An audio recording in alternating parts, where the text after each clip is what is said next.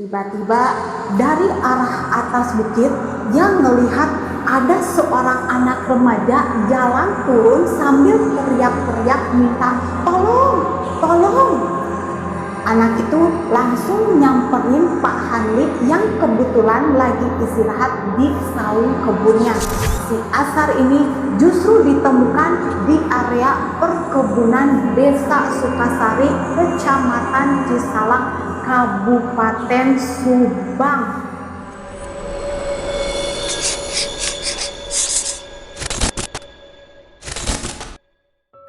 Assalamualaikum warahmatullahi wabarakatuh. Halo semuanya, balik lagi di channel aku Catatan Si Manis. Gimana kabar kalian hari ini? Semoga sehat-sehat selalu ya. Untuk yang sedang menonton, yang sudah subscribe serta like video ini, semoga rezekinya dilancarkan. Amin. Oh ya, kalian yang suka mendaki gunung atau hobi banget main ke alam liar, pernah nggak sih dengar tempat yang namanya Lembah Tengkorak? Asli, denger namanya aja tuh udah langsung kebayang film-film horor gitu ya. Serem-serem gimana gitu. Nah, buat yang belum tahu, tempat ini tuh beneran ada loh. Lokasinya ada di daerah Bandung, Jawa Barat. Dan di video kali ini aku mau cerita tentang satu kejadian nyata yang baru aja bikin geger warga Bandung dan sekitarnya pada tahun 2026 bulan Juli kemarin. Ini tentang seorang remaja berumur 15 tahun bernama Ashar Nursyeka Kamal asal Cibiru, Kota Bandung.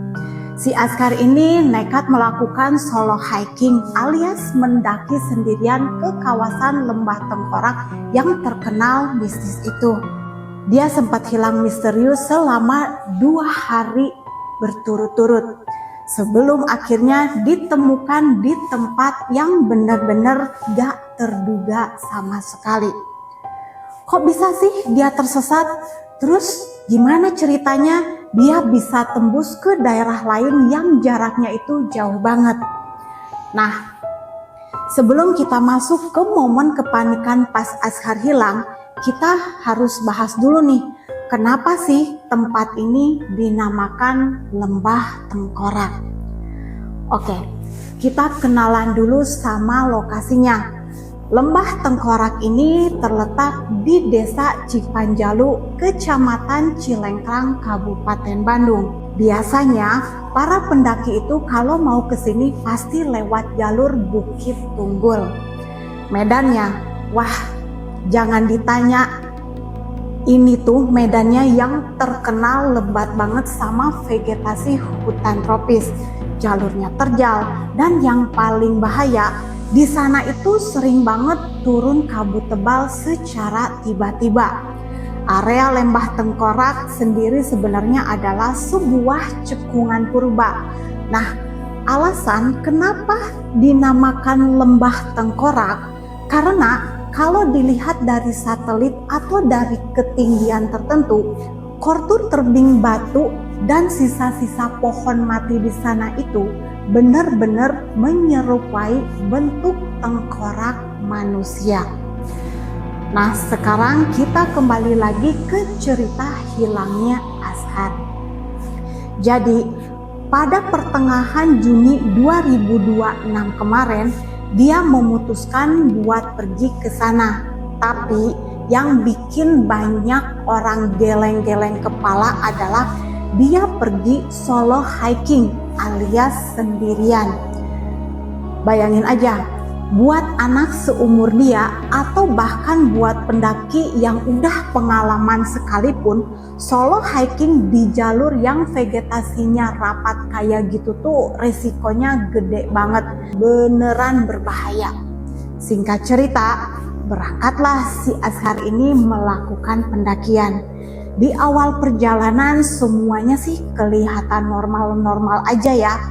Udara gunung yang segar, pemandangan pohon-pohon rindang, pokoknya masih kelihatan atau masih kerasa aman lah ya. Tapi di tengah jalan ada satu momen di mana semuanya berubah jadi kacau. Menurut info dari komunitas pendaki di sana, di jalur itu memang ada satu percabangan yang membingungkan banget. Kalau ambil jalur kanan, harusnya itu jalan turun ke arah Lembah Tengkorak. Tapi kalau ambil jalur kiri, jalurnya itu bakalan nanjak ke arah Cangar atau puncak perbukitan lain. Diduga kuat, Azhar salah ambil jarulan di titik ini karena kondisi hutannya yang memang bener-bener bikin linglung. Nah, begitu Azhar nggak pulang-pulang sesuai jadwal, jelas dong pihak keluarga langsung panik banget. Akhirnya, pada Selasa 23 Juni 2026, laporan resmi pun masuk kalau Azhar hilang secara misterius di jalur pendakian. Begitu dapat laporan, malam itu juga tim rescue dari kantor SAR Bandung langsung bergerak cepat. Mereka tiba di base camp Lembah Tengkorak sekitar jam 1 dini hari. Gak tanggung-tanggung, operasi pencarian ini langsung melibatkan sekitar 74 personel gabungan, mulai dari Basarnas, relawan, masyarakat lokal, sampai komunitas pecinta alam ikut turun tangan. Tapi masalahnya, nyari orang hilang di dalam hutan lebat pas malam hari itu hampir mustahil dan bahaya banget buat keselamatan tim penolong sendiri. Akhirnya, setelah koordinasi singkat, diputuskan kalau pencarian besar-besaran baru bakal dimulai besok paginya sekitar jam 8 pagi. Tim SAR bahkan sampai menyiapkan alat-alat canggih kayak drone thermal buat mendeteksi suhu tubuh manusia dari udara. Kebayangkan saking luasnya dan lebatnya area hutan yang harus mereka sisir. Malam itu di tengah hutan yang dingin dan gelap, gak ada satupun orang yang tahu pasti gimana nasib Azhar. Apakah dia kedinginan, apa dia punya logistik yang cukup, atau jangan-jangan dia terjebak di suatu tempat yang berbahaya. Besoknya, Rabu, pagi 24 Juni 2026, semua personel SAR udah kumpul, udah selesai briefing, dan mereka langsung dibagi jadi 3 SRU atau Search and Rescue Unit buat menyisir titik-titik koordinat yang dicurigai. Mereka semua udah siap mental nih buat nyari berjam-jam atau bahkan berhari-hari. Tapi baru saja jam 8 pagi pas tim SAR baru mau melangkah masuk ke dalam hutan, tiba-tiba datang sebuah kabar yang benar-benar mengejutkan dari daerah tetangga. Azhar ternyata sudah ditemukan. Tapi anehnya, dia ditemukan bukan di jalur Lembah Tengkorak dan bukan juga di wilayah Kabupaten Bandung. Si Azhar ini justru ditemukan di area perkebunan Desa Sukasari, Kecamatan Cisalak, Kabupaten Subang. Nah loh, bayangin dari Bandung bisa tembus ke Subang, jaraknya itu membelah bukit sekitar 4 km. Bagi orang yang dalam kondisi sadar menembus hutan lebat setebal itu sendirian di malam hari tanpa alat tebas, tanpa penerangan yang cukup, itu rasanya hampir mustahil bisa dilakukan dalam waktu sesingkat itu. Jadi ceritanya, pagi itu ada seorang petani lokal di Subang namanya Pak Hanli. Pak Hanli ini lagi santai berkebun di daerah Cipunaraga. Tiba-tiba dari arah atas bukit dia ngelihat ada seorang anak remaja jalan turun sambil teriak-teriak minta tolong, tolong. Anak itu langsung nyamperin Pak Hanli yang kebetulan lagi istirahat di saung kebunnya. Kalian tahu nggak apa yang pertama kali ditanyain sama anak itu ke Pak Hanli? Dengan muka yang benar-benar kelihatan linglung, dia nanya kayak gini, "Pak, arah menuju kawasan Bukit Tunggul lewat mana ya?" Luar biasa ya, dia tuh sama sekali nggak sadar kalau dia udah jalan sejauh itu sampai pindah kabupaten. Dia pikir dia masih ada di sekitaran jalur pendakian awal. Pak Handi yang langsung ngeh kalau anak ini adalah pendaki yang lagi dicari-cari, tanpa pikir panjang langsung buru-buru nolongin dan mengantarkan Ashar menuju ke posko utama.